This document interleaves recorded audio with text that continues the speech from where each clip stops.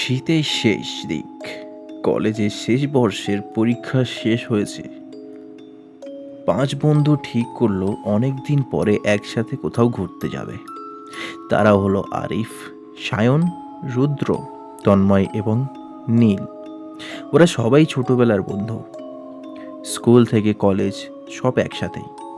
কিন্তু জীবন ধীরে ধীরে আলাদা পথে যাচ্ছে, তাই এই ট্রিপটা ছিল খুব স্পেশাল। ওরা ঠিক করলো শহর থেকে অনেক দূরে একটা পাহাড়ি জায়গায় যাবে। জায়গাটা খুব সুন্দর, কিন্তু একটু অজানা, লোকজন খুব একটা যায় না। নীল ইন্টারনেটের জায়গাটা খুঁজে পেয়েছিল। স্থানটার নাম হচ্ছে কালোডাঙ্গা পাহাড়। লোকাল লোকেরা বলে জায়গাটা রাতে ভালো না, কিন্তু 5 বন্ধু এসব বিশ্বাস করে না। ভোর 5টায় শহর তখন ঘুমাচ্ছে। ওরা একটা পুরনো এসইউভি গাড়ি করে বেরিয়ে পড়ে। গাড়িতে গান চলছে, হাসি মজা চলছে। সায়ন বলল, দেখিস, এই ট্রিপটা জীবনের সেরা হবে। রুদ্র হাসল, আর ভূত দেখলে তো বোনাস। সবাই হেসে উঠল। দুপুরের দিকে ওরা পাহাড়ের নিচে একটা ছোট্ট বাজারে পৌঁছালো। ওখানে একটা চায়ের দোকানে থামলো। চা খাওয়ার সময় দোকানের বুড়ো মালিক জিজ্ঞাসা করলো, কোথায় যাচ্ছ? নীল বলল, কালোডাঙ্গা পাহাড়। বুড়োর মুখে হাসি মিলিয়ে গেল। সে ধীরে বলল, সন্ধ্যার আগে নেমে আসবে। আরিফ হাসল আর বলল, কেন, ভূত আছে নাকি? বুড়ো বলল, ভূত না, ওদের বলা হয় ফিরে না আসার মানুষ। বন্ধুরা এটা মজাকে নিল। বিকেল 4টা, ওরা পাহাড়ের উপরে একটা পুরানো ব্রিটিশ বাংলো খুঁজে পায়। জায়গাটা ভাঙচুরের হলেও থাকার মতো। চারিদিকে জঙ্গল, নেটওয়ার্ক নেই, পাখির আওয়াজও নেই, অদ্ভুত নীরবতা। তন্ময় বলল, একটু অদ্ভুত লাগছে না? রুদ্র বলল, তোকে সব সময় লাগে। প্রথম রাত 9টা, ওরা রান্না করে খেয়ে নিল। বাইরে ঠান্ডা বাতাস, কুয়াশা নামছে।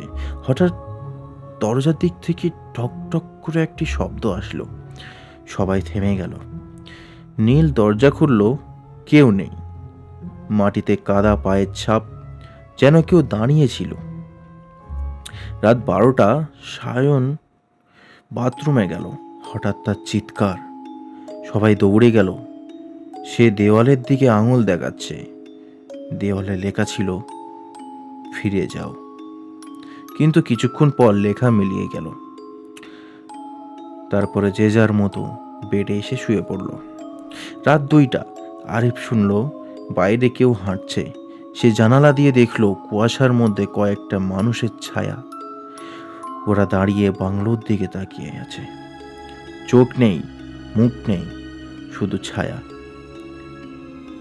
দ্বিতীয় দিন সকালে সবাই ঠিক করলো আজই চলে যাবে, কিন্তু হঠাৎ তাদের গাড়িটি স্টার্ট নিচ্ছিল না, মোবাইলও কাজ করছিল না।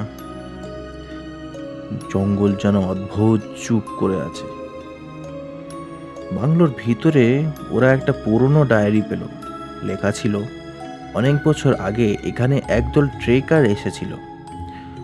ওরা হারিয়ে যায়, তারপর থেকে রাতে মানুষ দেখা যায়, যারা গেলে ফিরে আসে না।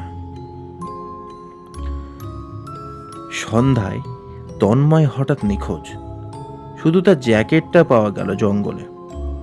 রাতে তার গলার আওয়াজ শোনা গেল, আমাকে বাঁচাও।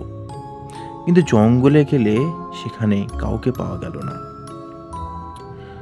শেষ রাত 3টা, বাংলোর ভিতরে ঠান্ডা বেড়ে যাচ্ছে। দরজা নিজে নিজে খুলে যাচ্ছে। কুয়াশায় ঢুকে পড়েছে। তার মধ্যে দাঁড়িয়ে তন্ময়, কিন্তু তার চোখ পুরো কালো। সে বলল, তোমরাও থাকবে এখানে? বন্ধুরা দৌড় দিল। জঙ্গলের মধ্যে পিছনে পায়ের শব্দ, কেউ অনুসরণ করছে। রুদ্র হঠাৎ পরে পা বেঁধে সে পড়ে যায়। তার চিৎকার শোনা যায়, তারপর চুপ। সকাল হওয়ার আগেই 3জন পাহাড় থেকে নেমে আসে। হঠাৎ নেটওয়ার্ক ফিরে আসে, তখন গাড়িটিও স্টার্ট নেয়। শেষে পুলিশে গিয়ে বাংলার খুঁজে পায় না, যেন জায়গাটা ছিলই না ওখানে। 1 মাস পরে আরিফ রাতে ঘুমাতে পারছে না। হঠাৎ তার ফোনে মেসেজ আসে, আমরা এখনো পাহাড়ে আছি। সেন্ডার নেম ছিল তন্ময়।